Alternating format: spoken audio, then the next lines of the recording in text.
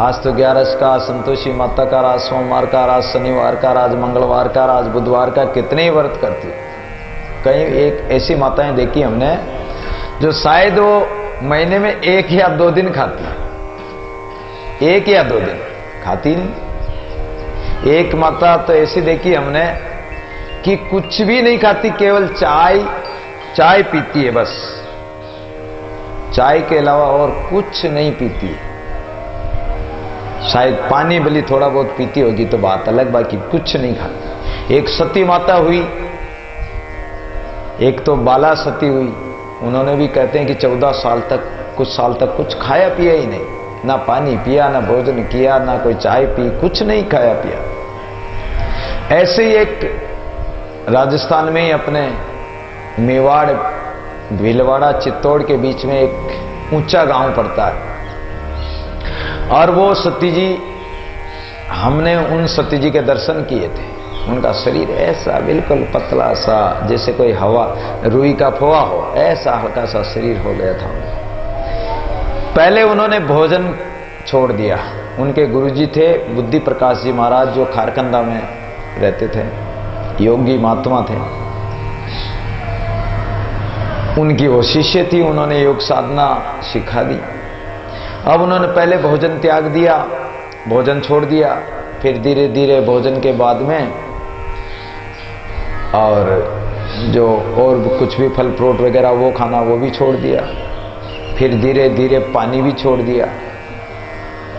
और कहते हैं कि 14 साल तक उन्होंने पानी भी नहीं पिया, भोजन भी नहीं खाया। एक चाय, मैंने सुना था कि थोड़ी सी चाय जरूर 1 या 2 घूंट वो चाय लेते थे, और शारीरिक क्रिया कुछ भी नहीं।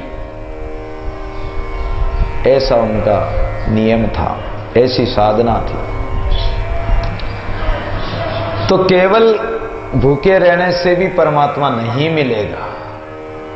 उसने तो खैर योग साधना से परमात्मा को रिझाया, भूखे भी रही लेकिन भगवान का भजन किया, ध्यान किया, चिंतन किया। इसलिए कह रहे हैं कि भूखे रहने से साधना नहीं हो सकती, इसलिए सहज साधना करो, सहज भाव से, सहज रूप से रहो।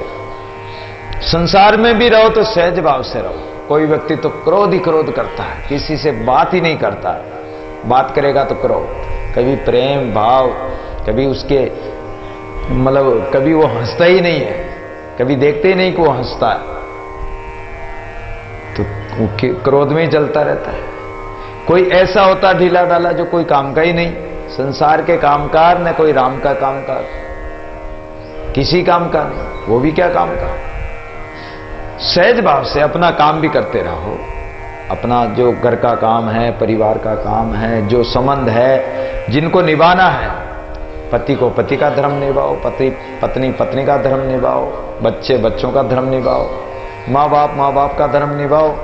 सहज भाव से चलते रहो। सहज रूप से चलते रहोगे तो कहीं कोई अड़चन नहीं है, कोई एक्सीडेंट नहीं है। रोड पर चलते हैं अगर अपनी लाइन में और सहज तरीके से धीरे चलते हैं तो कोई एक्सीडेंट होगा ही नहीं, और तेज चलेंगे और इधर उधर किसी से जा टकराएंगे। और अगर इधर उधर देखा नहीं, सही नहीं चले तो रोड के दोनों तरफ खायां होती हैं, तो खड्डे में जा गिरोगे, नुकसान हो जाएगा। तो इसलिए सहज भाव से, सरलता से और मध्य भाव से चलो। साधना भी करो तो सहज भाव से करो, ठीक है। अपने कर्तव्य कर्म भी करो, जो खेती बाती का काम है, घर का काम है, कोई नौकरी पैसा है, व्यापार है, कोई भी कुछ है, वो काम भी करो और राम राम भी करो सहज भाव से। संतों सहज समाधि भली, कबीर कहते हैं कि सहज समाधि भली, अर्थात समाधि, वो सहज समाधि क्या है कि आप अपने मन को परमात्मा में लगाए रखो और तन काम में,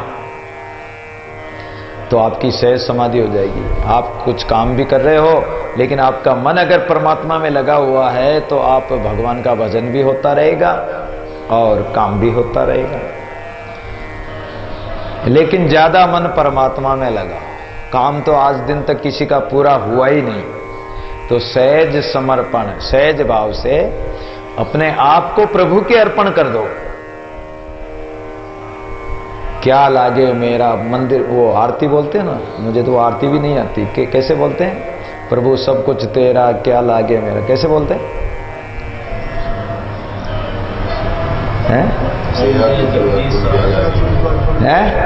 तेरा तुझको अर्पण क्या लागे मेरा। हाँ, तेरा तुझको अर्पण क्या लागे मेरा।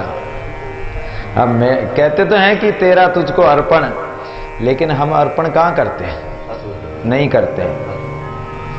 हम क्या करते हैं कि भगवान के मंदिर में जाते तो हे प्रभु सब तेरा, ये शरीर भी तेरा, मन भी तेरा, बच्चे भी तेरा, सब तेरा, और घर आते ही सब मेरा मेरा करने लग जाते हैं।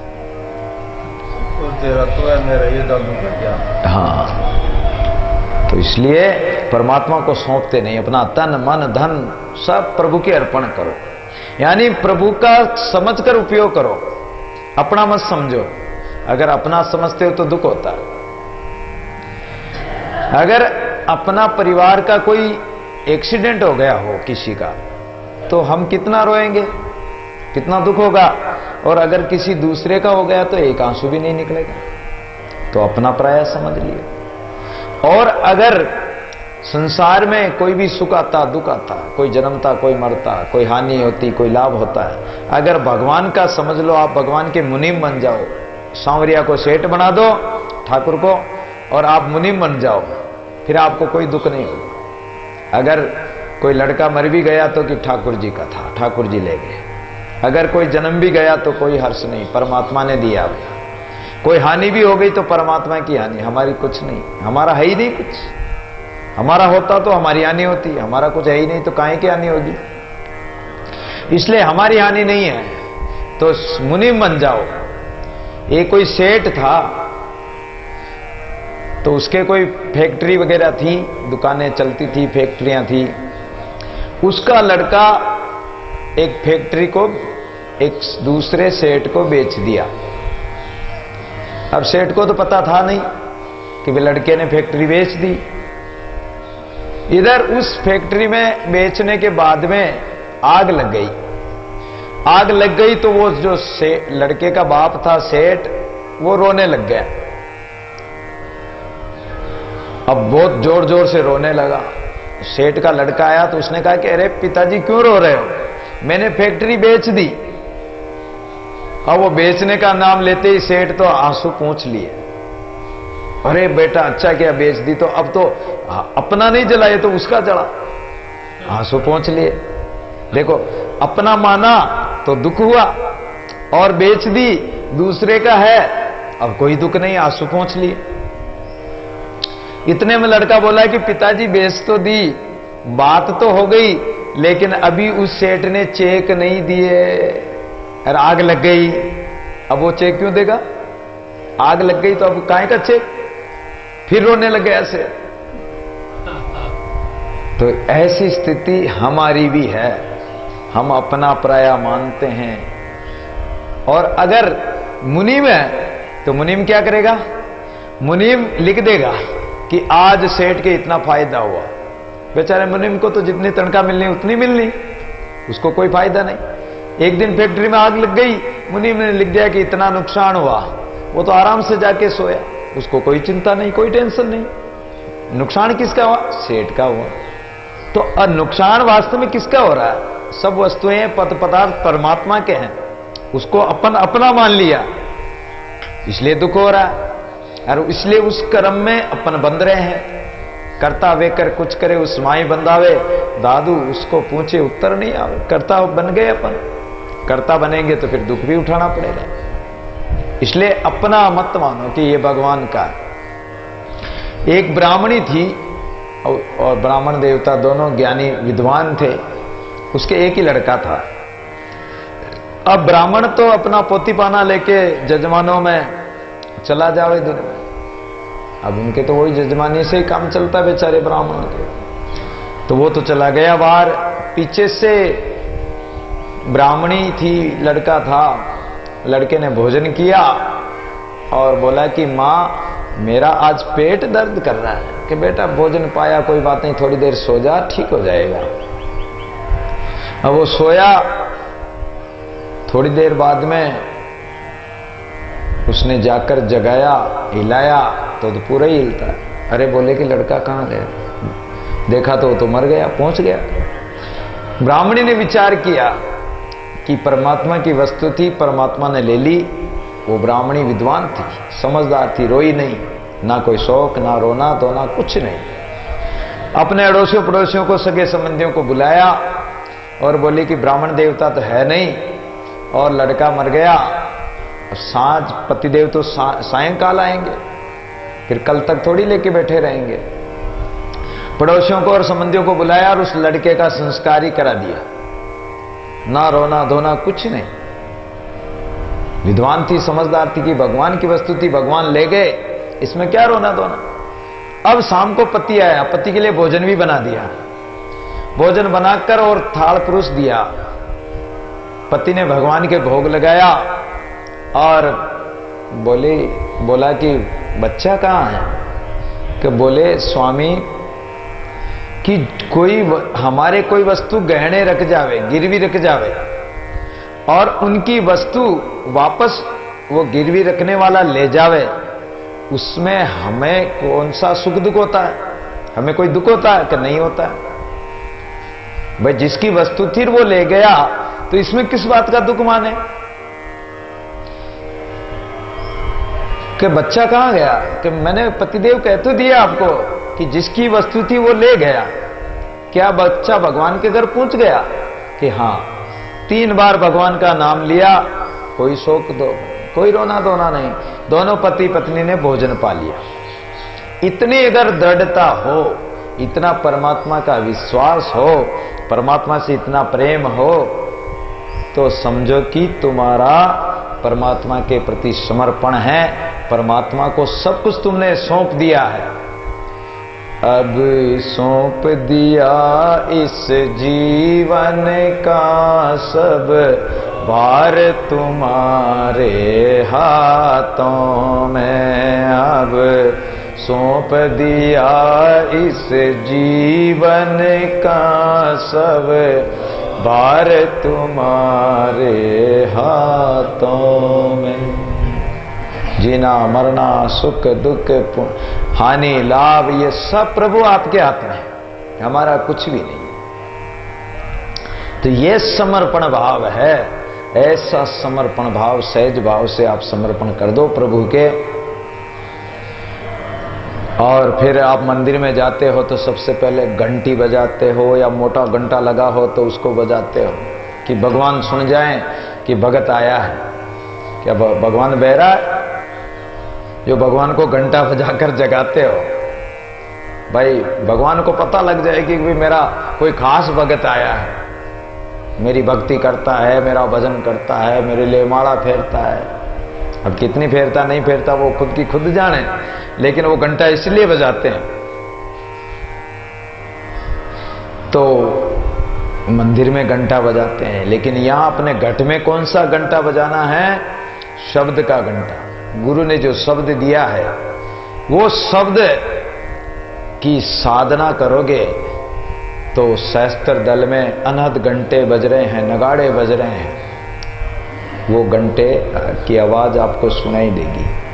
और वो घंटे की आवाज सुनाई देगी, उस अनहद को सुन लिया तो आगे सहस्त्र दल में, सहस्त्रार में वो परमात्मा विराजमान है, ज्योति स्वरूप परमात्मा। उस परमात्मा के दर्शन हो जाएगा, वो पर्दा हट जाएगा। तो शब्द का घंटा यानी अनहद धुनी निरंतर लागी रहे। आप फिर मंदिर में जाते हो तो आरती भी करते हो, कोई पंच आरती करते हैं, कोई और तरह तरह की आरती करते हैं। तो आरती क्या है? आनंद आना। आनंद आना ही आरती है। अगर आपको आनंद नहीं आया, उस ब्रह्मानंद का स्वरूप का दर्शन नहीं किया, तो आनंद कैसे आएगा? और आनंद नहीं आया तो आप आरती भी कैसे करोगे? आरत भाव से व्याकुल होकर आरती त्रिकाल संध्या होती है। प्रातःकाल, दोपहर और संध्या के समय 3 आरती होती है। त्रिकाल संध्या जिसको कहते हैं, विद्वान साधु ब्राह्मण त्रिकाल संध्या करते हैं। कई मंदिरों में शंख, झालर, घंटा, नगारा इत्यादि बजाकर आरती करते हैं धूप दीप से। कई गिरजाघरों में, कई गुरुद्वारों में वाणी जी की आरती होती है, गुरु ग्रंथ की आरती होती है। सब जगह लोग अपने अपने भाव से आरती करते हैं। आरती का मतलब है, गीता में भगवान कहते हैं कि अर्थार्थी आर्त जिज्ञासुर भरत सर्वच।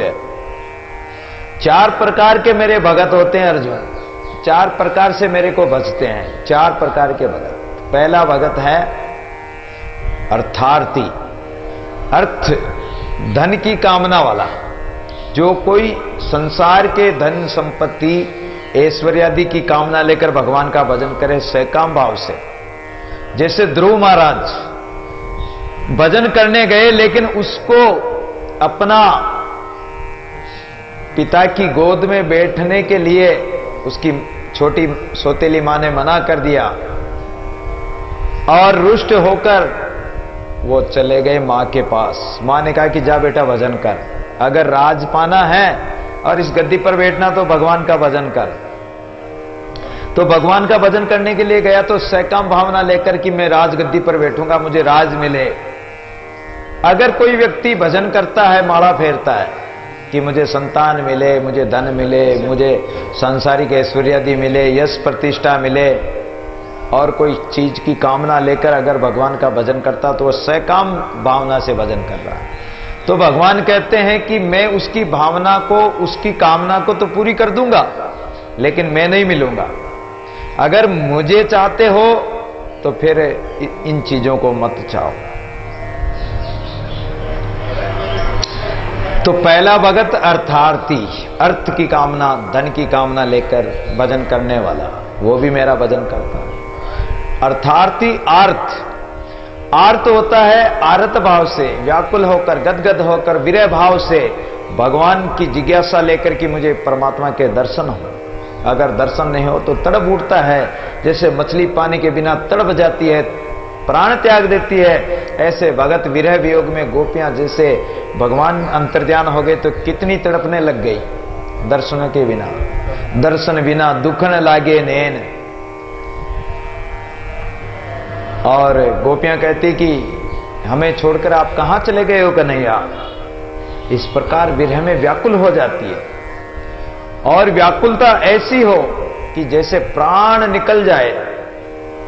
अजहुन निकसे प्राण कठोर, राजा दशरथ के प्राण निकल गए राम के वियोग में, विरह वियोग में, कि राम नहीं आए, प्राण ही त्याग दिए थे राजा दशरथ। ऐसा प्रेम हो तो वो आरती है, अर्थात आर्त भाव से भगवान को विरह पूर्वक पुकारना। और ये आरती अर्थार्थी आर्त जिज्ञासु, जिज्ञासु जिज्ञासा भाव से कि परमात्मा का ज्ञान हमें हो, हम परमात्मा का भजन कैसे करें, परमात्मा का हमें बोध तो हो। अर्थार्थी आर्त जिज्ञासु भरत सर्वच। और एक भक्ति भाव से भजन करता है, तो जो भक्ति भाव से भजन करने वाला वो छोटा बालक है।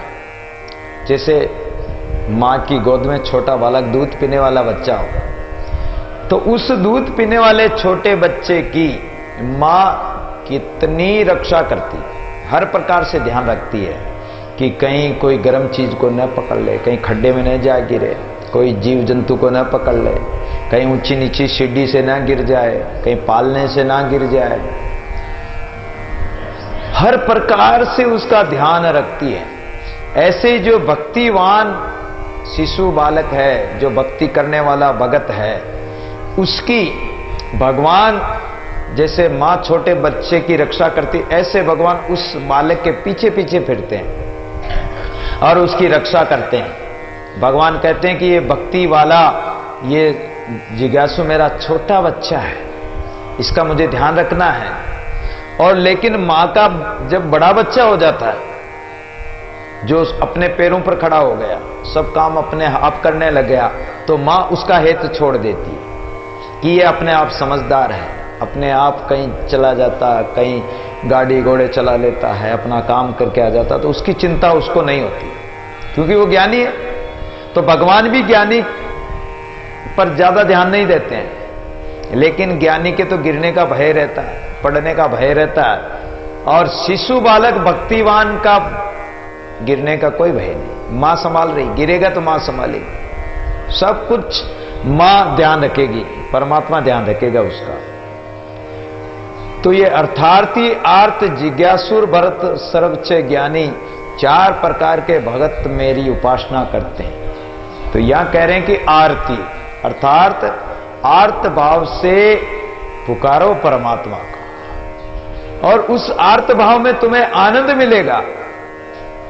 अगर कोई व्यक्ति को बहुत कष्ट हो या कोई ऐसी दुविधा हो गई हो, किसी ने अपमान कर दिया हो, निरादर कर दिया हो, गाली गलौच निकाल दिया हो, तो उस व्यक्ति ने दुख मान लिया, और वो दुख में जैसे माता बहने थोड़ा सा कुछ कह दो रोने लग जाती है, आंसू आने लग जाते हैं। अगर आंसू निकल गए, वो गुस्सा निकल गया, फिर बड़ा एक शांति मिलती है मन में, एक ऐसी शांति शालीनता मिलती है, शांति हो जाती है कि जैसे सब कुछ भूल गए, किसी ने कुछ कहा नहीं कहा, कोई बात नहीं, एकदम मन शांत हो जाता है, आनंद आता है। ऐसे ही आप आर्त होकर भगवान से पुकारो तो सही, रो तो सही परमात्मा के लिए, छुप छुप मेरा रोए तेरा दर्द न जाने कोई। अगर दर्द पूर्वक भगवान के लिए रोएंगे, उस रोने में भी आनंद है। एक रोने में तो दुख होता है, संसारिक वासनाओं के लिए रोते हैं, स्वार्थ के लिए रोते हैं, और एक परमात्मा के लिए अगर रोते हैं, भगवान के लिए रोते हैं, तो उस रोने में भी आनंद है। कबीर हंसना दूर कर कर रोने से प्रीत। तो आर्त भाव से परमात्मा को पुकारें, परमात्मा के लिए रोएं, परमात्मा दूर नहीं है। रात दिवस का रोना पहर पलक का नाय, रोवत रोवत मिल गया दादू साहिब माए। जो जो महात्मा हुए रोए हैं परमात्मा के लिए, तभी परमात्मा मिला। और आरती करने के बाद में प्रसाद चढ़ाते हैं भगवान के, प्रसाद बांटते हैं, हम भी प्रसाद पाते हैं। तो प्रसाद कौन सा चढ़ाना है? दया का प्रसाद। भगवान के आप चाहे मखाने का, मिश्री का, बतासे का, फल फ्रूट का, और कोई 56 प्रकार के व्यंजनों का प्रसाद चढ़ाओ, आप कोई बात नहीं, चढ़ाओ। लेकिन यहां अंदर आत्मा में, मानस पूजा में तो दया ही करोगे आप, दया का प्रसाद चढ़ाओगे।